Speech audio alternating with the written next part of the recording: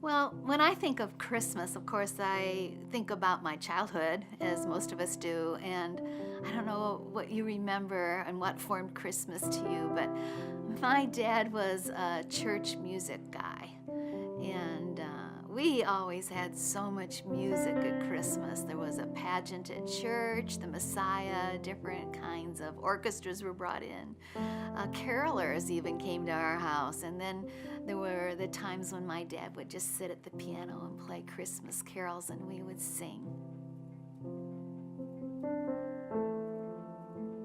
You know, as I think about grandparents, because I am one now, it makes you remember things from your childhood that you'd forgotten. And my mother's mother really took care of us, though. She lived nearby. She did a lot of the heavy lifting at my house because my mother had a heart condition. And boy, she gave herself to us. She just, her life was all about us. And that's so precious to me now as I grandparent, because I want to be a grandparent who leaves that mark on my own grandchildren, so that when they're my age, they can look back and go, wow, did that woman ever love us? Wow, was she ever present in our life? And did she ever do some of the heavy lifting for us? And even beyond that, I do want them to know that from the time they were children, this grandmother and my husband, Steve, their grandfather, were telling them that there is a God story, that God loves them, that He's active in their lives. And I'm hoping at this point to lay a foundation, not just for their childhoods in faith, but for their lifetime, even when we're gone. I hope that they will understand more about what our values were, and not only our love for them, but in our absence, the deep love of God for them.